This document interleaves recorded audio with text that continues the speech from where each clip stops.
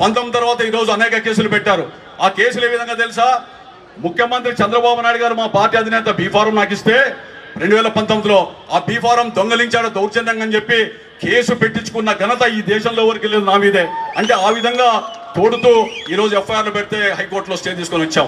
అదేవిధంగా మహిళలు భువనేశ్వర్ గారిని అసభ్య పదజాలంతో మాట్లాడితే మన మహిళలు కొంతమంది మాట్లాడి తప్పు అని చెప్పి మీ కుటుంబ సభ్యులు మాట్లాడితే ఎట్లా అంటే పోలీస్ అధికారులను పెట్టి వాళ్ళ ఇళ్లలో అర్ధాంతరంగా అర్ధరాత్రి వేళ ఉదయం తెల్లవారుజామున దాడులు చేసి గంజాయి కూడా పెట్టి అరెస్ట్ చేస్తామని బెదిరిస్తే వాళ్ళ కుటుంబ సభ్యులు భయపడి రోడ్ల దగ్గరకు వచ్చి పరితెగించి ఏమిటికైనా సిద్ధమంటే కార్యకర్తలను కూడా సపోర్ట్ చేస్తే వాళ్ళ మీద కేసులు పెట్టి అనేక పర్యాయాల ప్రాంతాల్లో తిరిగి లాస్ట్ హైకోర్టులో స్టే తీసుకొని వచ్చినటువంటి విధానాన్ని మనం గుర్తుపెట్టుకోవాలా.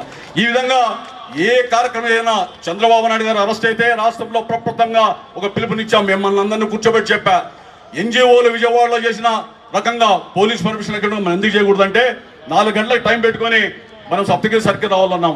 వేల మంది వచ్చి ఫోటోల్లో అక్కడ ఉన్నారు. నేను వచ్చిన తర్వాత నన్ను అరెస్ట్ చేస్తే మీరంతా అడ్డుపడి పెద్ద ఎత్తున ఆ రోజు ఊరేగింపు తీసాం, నిరసన జ్వాలలు మనం వారి ముందు రేఖించాం. అందుకని మిమ్మల్ని అందరూ కూడా పేరున ప్రతి వ్యక్తికి కూడా నేను రుణపడి ఉన్న పార్టీ పరంగా కూడా వాళ్ళందరూ కూడా ధన్యవాదాలు చేస్తున్నా. కష్టాల్లో నష్టాల్లో ఆర్థికంగా చిరిగిపోయినా మన ప్రభుత్వం వస్తుంది. రేపు మనం ఎవరైతే మన మీద కక్ష పెట్టారో వాళ్ళందరినీ కూడా రేపు భవిష్యత్తులో కక్ష తీర్చుకుందామని చెప్పారు.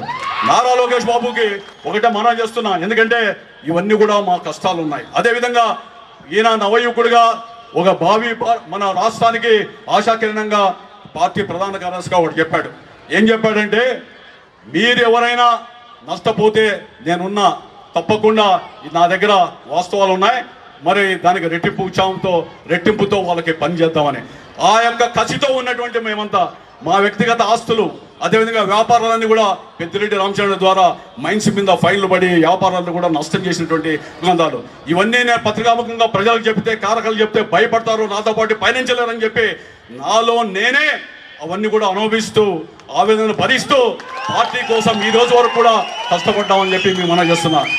ఊపిరిన్నంత వరకు ఈ పార్టీ కోసం, అదేవిధంగా నాయకుడు ముఖ్యమంత్రి అయ్యేదాని కోసం, సామాజిక హితం కోసం, సైకో అయినటువంటి జగన్మోహన్ రెడ్డి గారిని పారదాలం కోసం మా వంతు మనస వాచ కర్మేణ ప్రతిజ్ఞాపూర్వకంగా మేము సహకరిస్తాం, దానికి దోహదపడతాం. అదేవిధంగా కొంతమందిని నేను లోకేష్ బాబు గారిని ఒకటి నిజంగా అభినందిస్తున్నా.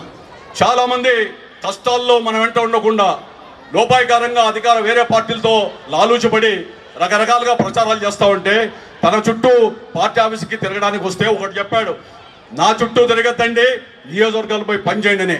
ఆ ఒక్క నినాదం, ఒక్క ఆలోచన, ఒక లక్ష్యం నిజంగా అనేక నియోజకవర్గాల్లో పనిచేసే కార్యకర్తలకి నాయకులకి ఒక మనోధైర్యం రావడానికి మీ యొక్క పిలుపు, మీ యొక్క అభ్యర్థన, మీ యొక్క ఆదేశం ఆ విధంగా ఉన్నన్నాళ్ళు మా అందరూ కూడా ఆత్మస్థైర్యం ఉంటుంది, మనోధైర్యం ఉంటుంది. మరింత రెట్టింపు చాపుతో పనిచేయడానికి సిద్ధంగా ఉన్నాం. ఏది ఏమైనప్పుడు కూడా మనం ఈ యొక్క జిల్లా ముఖ్య కేంద్రంలో మనం కులాలకు మతాలకు పార్టీలకు అతీతంగా అనేక కార్యక్రమాలు నిర్వహించినప్పటికీ కూడా మనం ఈరోజు సామాజిక పరంగా అదేవిధంగా వ్యక్తిగతంగా కూడా మనం అందరూ కూడా నష్టపోయినటువంటి వ్యక్తులు కాబట్టి భవిష్యత్తులో మనం ముఖ్యమంత్రిగా చంద్రబాబు నాయుడు గారు రావాలా, అదేవిధంగా కష్టాలన్నీ నెరవేరాలా.